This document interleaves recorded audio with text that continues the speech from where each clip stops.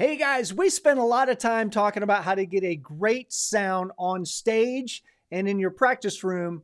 One of the things we don't spend a lot of time talking about is how to get a great tone on tape. And you can tell how old I am because I call it tape. How to get a great recorded tone with your violin. It's very different from doing this in a live setting. It's a super common question we get. Why does my violin sound different in a recording than it sounds on stage? Well, that's a great question. And the good news and bad news is it's not just you that's asking this question. And it's not just violinists. It's people who play all kinds of different instruments, singers. How come when I hear a recording, it's not like what it sounds like when I'm playing? The good news is it's a very common question. The bad news is it's still a common question. If it was easy to fix, it wouldn't be a common question, right? So it's not an easy solution, but you are not the only person who's out there struggling. So today we're going to give a little science to understand what's happening in a recording studio and why that's different from playing live. And then we're going to give some tips from some recording engineers. Matt Vanacoro and Ben Karras are two very, very well-known recording engineers in the electric violin community. We got some tips from them, and hopefully we'll be able to help you down this journey of getting a good recorded tone. I wish there was a switch that you could flip. There's not. There are a number of techniques. It's going to take some time, but we're going to try to help you on that journey. First things first, the studio is a magical place. It is different from being live. You would be surprised the things that work in studios that don't work live and vice versa. So it is kind of two different animals. And the first thing you want to get into your head is you've got to approach it as two different animals. Playing on stage is not the same as playing in a studio. In fact, you'll find in Nashville, there are kind of two types of guys. There's the players who go out and tour with an artist, and there's the studio cats. And studio cats tend to do better at touring than touring guys do in the studio, but it is two very different skill sets. And yeah, it's different. So how long is this going to take to learn how to get a good studio sound? Well, think about your live tone. How much time have you spent dialing in that live tone? I mean, hours, hundreds, thousands of hours sometimes, dialing in your live tone because you spend a lot of time on stage, and the whole time you're kind of tweaking your gear, you're tweaking your technique, you're trying to get a good live sound. You're not going to get a good studio tone in 5 minutes. They're two different animals. The things that you do live, think about all the time you spent developing your live tone. It could take just as long to get a good studio tone. So we'll help you on the path, but a lot of it's just going to take time. And why is that? What's different in the studio versus live? First of all, volume level is very, very different live and in the studio. And our ears the way we perceive frequency is a function of volume. So the louder something is, it doesn't just sound louder to you, it sounds different to you. So listening to something at a low volume in a studio is going to be different than listening in a high volume on a stage. Speaker size is different. In a studio, a lot of times we're using small studio monitors. And on a stage, you could be listening to your mains could have 15 or 18-inch speakers in them. You're hardly ever going to come across speakers that big in a studio. The studio room size is generally much smaller. If you're playing in a club or you're playing outdoors in a festival or you're playing in an arena, whoever you are, typically you will be playing live in a larger room than you're recording in. So it's going to make things sound bigger when you're playing in a bigger room. The energy level is typically much higher in a live setting. You've got 500 or 1,000 or 10,000 people out in front of you, and you're kind of amped up.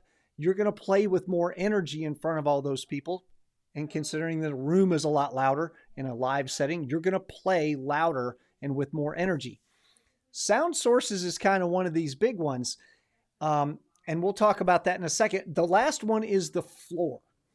When you set your amplifier on the floor, the low frequencies, which are more omnidirectional, actually bounce off that floor, and it creates a bump in those low frequencies. So setting your amp on the floor is going to make it sound fatter and boomier than it really is. If you put your amp on an amp stand, you're going to notice all of a sudden a lot of the bottom end went away. So when we're in a studio and we're trying to record our sound. We're like, how come it doesn't have any bottom end in it? I got all this bottom end when I'm playing live. It's a pretty good chance it's because your amp is sitting on the floor live, and those low frequencies are reflecting off the floor, and it makes it actually sound deeper than it really is. So here's a couple of points about how we hear. On a concert stage, it could be 100 dB or louder. I've measured before at almost 110 dB on stage, not in front of the crowd. I'm talking on stage. Around 110 dB is not uncommon in the bands that I play in. You've got multiple sound sources. Sound is coming from a bunch of different places. Every time a snare drummer or a drummer hits a snare drum, sound is coming from the drum itself, and it's coming from the mains, and it's probably in some of the monitors, right? So sound is coming from everywhere. In a studio, you've got two speakers. It's coming out of the left and right speaker. It's not coming from 5 or 6 different places. So that actually contributes a lot to how fat or thin something sounds. If your violin live is coming out of the amp, and it's coming out of the mains, and it's coming out of a couple of different monitors on stage, and you've got some sound under your ear, it's going to sound pretty fat. In a studio, when it goes direct in and it's only coming out of those studio monitors, it's not going to sound as fat because it's just not coming from as many places. And then also we talked about having subs and amps on the floor in a live setting in a studio. A lot of times there isn't a sub, or certainly not as big as the subs in a live setting. So that bottom end, it's really, really hard to recreate the bottom end in a studio setting that you get in a live setting without it just sounding like absolute mush. So all this, we're like, oh my goodness, is it even possible to get good sound? Well, apparently it is, because you can probably find a reference recording that you go, man, I really like the way this violin sounds on this recording. Well, they were able to get that sound in a studio. So yes, it is possible to get sounds that you like. And that's actually a huge suggestion. I would say find a reference recording that has a sound that you like, or one that you would like to emulate, and use that as a reference. When you listen to the playback of your sound, you're like, okay, I don't like that. Let me listen to this reference recording and make sure that I can compare what's different between that one and the one that I have. And you can actually share that with your engineer, and that's going to help your engineer understand, okay, when he says he doesn't like this sound, what does that mean? Okay, I don't like this one. I do like that one. That gives your engineer something to work with, okay? I got a couple of controversies here. One of these that I'll hear a lot is, I'm going in the studio, I want to record my electric, and I want it to sound like an acoustic. I understand why you don't want to play an acoustic in a live setting. There's a number of reasons for that. I don't like playing them in live settings either. I actually highly prefer playing an electric in a live setting. But in a studio, if I want an acoustic violin sound, I'm not plugging my electric in. I'm going to just record my acoustic. You're like, yeah, but the video, I'm playing an electric violin. It's fine. Everybody does this. This is a dirty little secret in the business. The instrument that you see in the video may or may not be the instrument that you're hearing in the recording. It is totally fine to record your acoustic violin with a mic in the studio. I wouldn't plug my acoustic electric in. I would mic it. And yeah, mic it in the studio. I wouldn't plug even a fantastic acoustic electric like a Golden Tasman or something. I might plug it in and mic it, and you record both and you can blend those together. But I would absolutely, if I want an acoustic type sound, I would just play an acoustic and mic it. That's the beauty of being in the studio. You don't have to worry about anything beer flying at it. You don't have to worry about the drums bleeding through or any of that. The best thing you can do if you want an acoustic type sound is to record an actual acoustic violin. Okay. Here's another controversy. Do you use your live pedal board? Should I just, if I'm getting the sound I want with this rig live on stage, why wouldn't I just bring that rig into the studio, plug it in, and it should sound just like it does on stage? Well, we've already covered the fact that that's not going to happen. I don't use the same pedal board in the studio that I use live. I use plugins, and I create all new sounds because studio is different from live. I'm not trying to sound just like I sound live. I'm trying to sound good for the studio. And good for the studio and good live could be two radically different things. If I use a plugin and I plug directly into the console. We do all the processing in the computer. This allows me to do cleaner punching. It allows me to reamp in post-production. What reamping means is that I will apply all of my effects after the fact. I will record with no reverb, record with no distortion. I may have distortion on playback for me, but what's going to tape is a clean, unprocessed sound. And then we can change that distortion later. If I want to pull reverb out, if I'm listening back to the playback and there's too much reverb, I can't take that reverb off if it's already on tape. But if there's a clean, dry signal on tape and the computer's adding that reverb in post, then I can turn it down or turn it off or pick a different reverb or whatever. It allows me to make decisions in post that I couldn't make if I'm recording with all my effects to tape. So yes, I want to hear effects when I'm playing because it's going to affect what I'm playing, but it's done in post. Does that make sense? Another controversy, should I use an external preamp? I actually don't. I actually just plug straight in. I have a really nice interface. It's got some software preamps in it. But I would experiment with both ways if I were you. If you're not getting a nice fat sound, you may need an external preamp. Maybe your violin does need one. And here's kind of my final little controversy here. And this one may hurt some feelings, and I guess that's just kind of how that goes. Live sound is very forgiving compared to studio sound. If you can get yourself to sound good in a live setting, it may or may not sound good in the studio. Your gear or just the volume in the room or the amount of air in the room could be hiding some technique issues that the studio is going to expose. The studio is incredibly exposing. There's nowhere to hide. Every little teeny tiny thing you do, that tape is going to pick up. That's one of the reasons why studio cats tend to do better live than live cats do in the studio, because these studio cats are used to this incredibly unforgiving scenario. And even if they lose a little bit of their accuracy by the distractions on stage, they have developed such accurate playing techniques that they're going to be fine on a stage. Maybe they're not quite as entertaining as these touring guys, but they're going to sound amazing. A lot of times live players struggle in the studio because they've kind of developed some bad habits that their gear is going to hide. So if that hurts your feelings, I guess maybe practice more. It's what I do.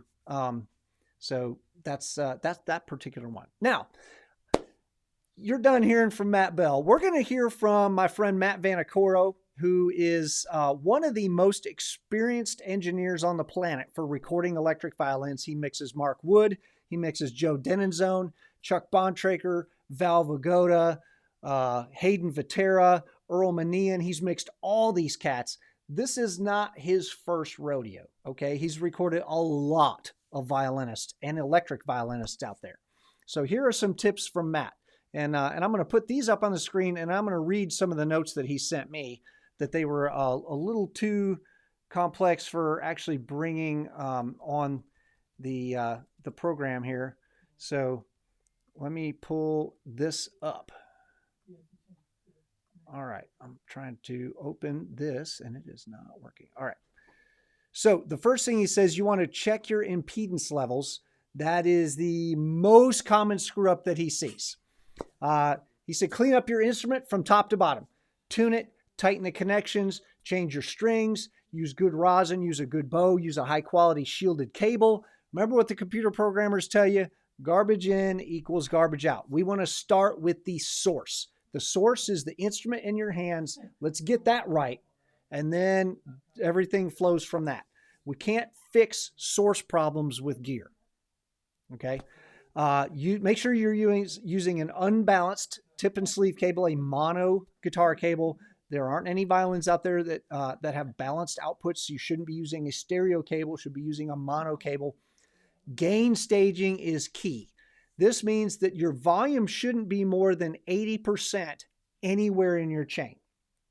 If you've got a problem or a mismatch somewhere, use metering to find out. Check out every stage that you can. Wherever that's possible, you need to check your gain staging. This is all before we even start recording. Don't record with your effects on unless you really, really, really know what you're doing.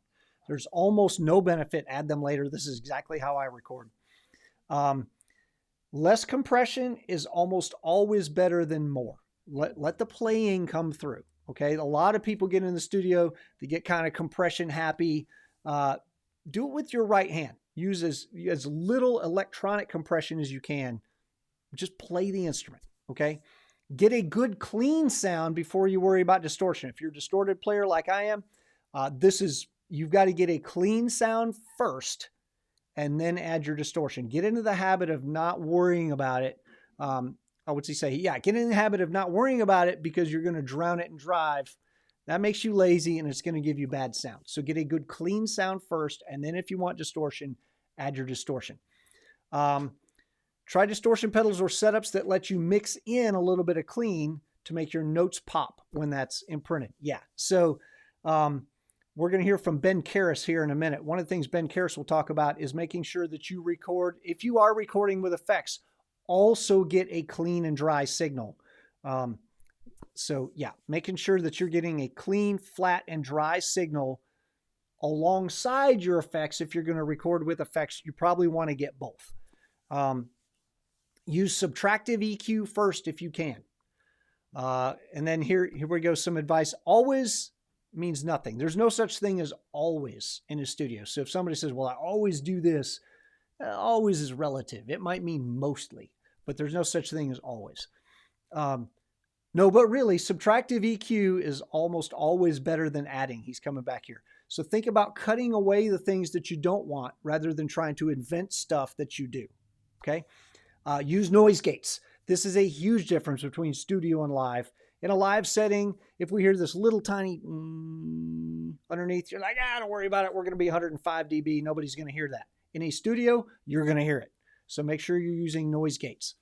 Use clean electricity. Make sure everything is properly grounded. I had this problem when I was recording in Guatemala one time. We did not have good, clean electricity, and there's this 60 hertz hum in everything. It's impossible to get rid of. Make sure you're using good, clean electricity. And this is one place where he and Ben Karras may differ slightly, but probably not. Matt says that miking an amp is only faster. It isn't better anymore. And it's only faster if you're really good at it. And this is where I think he and Ben would agree. Miking the cab, there are speaker simulators out there that are probably better than someone who's not super experienced with miking a cab. So if you haven't really mic'd cabs before, you're probably better off using a simulator. You're going to get a better sound and you're going to get it faster. Yeah, miking a cab is only faster if you're really good at it. Otherwise, you're kind of setting yourself up for problems. So that is that. Let's see. What is his next tip? Ask other people what they do. It doesn't mean it's right. It just means that it works for them and then it's worth trying. So it's a great idea to ask a lot of questions. This is how you learn things. All right. So we talked about Ben Karras. This is my friend Ben Karras, who is a very experienced studio and live player, owns his own studio, does a ton of recording in that studio. He and Matt are probably the two most experienced engineers on the planet for recording electric violins. When I asked Ben what his advice is, he said, well, it depends. He said, I typically mic a cab. He gets his tone sounding good to his ears in the room, and then he starts placing a mic 1 or 2 inches from the edge of the dust cap. And this is his setup that he's done thousands and thousands of times. And then from there, I'll listen and adjust. This is where Matt Vanacoro's advice come in. It's only faster if you're really good at it. So Ben has had a lot of practice at getting a sound on tape to match what he's hearing with his ear with mic placement and mic choices. I would suggest that if you're fairly new to this, it could be a pretty long road for you to get to a place where you're able to capture on tape what you're hearing in the room. The other thing that Ben talks about, he'll blend the DI signal. The DI signal means he's coming out of the violin, going into a DI that splits out, sends a clean and dry signal to tape, and then sends to his amp. So he mics the amp, but he's also recording the direct sound off the violin. So he'll blend that DI signal in to get some high frequencies and bow sound that the speaker can't reproduce, because a lot of these speaker cabs are not full range flat response speakers. He said, again, it all depends on the music I'm playing to. And so that is one of those situations where the studio and live are different. You may want a different sound on every song when you're recording, whereas live, you know, we're not probably chasing quite as many different tones live. If you're recording 12 songs and you're using a clean tone, you may use 12 different clean tones in the studio, whereas live, you probably use one or two. And when I asked him, what if it's too thin? He said, well, I would adjust my mic placement. And then after that, if it's still thin, start adding a little compression. Whereas Matt Vanacoro also said that, you know, less compression is better than more. Don't get too crazy with the compression. Okay. Now here's a pro tip. We're getting to the end here. Here's a pro tip I picked up from Tracy Silverman and Ian Cooper, both fantastic electric violinists. I actually, and I do this too, I actually mic my electric violin, the violin itself. I'm standing there playing an electric violin and it's got a mic on it and it looks ridiculous. You're like, why am I miking a violin? And so I will record the direct sound of my instrument. I also mic the instrument in the room. It just adds a little bit of air and it adds a little bit of that sort of bow hair on the string sound that if you mix it in at just a few percent, it's going to give it some life and some air and some realism that you don't necessarily get from the pickup itself. So if you're trying to, like, it just sounds a little bit dull to me, try miking the instrument and just blending that in and you'll be like, oh, wow, it sounds like somebody just flipped a light on. All right, so the bottom line is that studio is not the same as live. Getting a great studio sound takes tons of time and expertise. It's not as simple as just bringing your rig in and plugging in and hitting record, it's fun because it allows for a lot of creativity, but it can be a little bit of stressful and it can be a little frustrating. So be patient with yourself, experiment at home as much as you can. There are tons and tons of great pieces of recording software that you could experiment with at your house, where you can learn as much as you can about how to get great recorded tone before you go into a professional studio where time is money. They're charging by the hour. They don't want to be sitting there for 6 hours trying to get your violin to sound right. If you can spend a little time at home working on these things, you're going to be a lot faster doing this when you're paying by the hour. So all those things to say, we've got some advice on recording, and I hope that's been helpful to you in getting a sound that you're going to be happy with on tape. As always, please subscribe to our YouTube channel, check out some other videos we've got, and we will see you guys next time.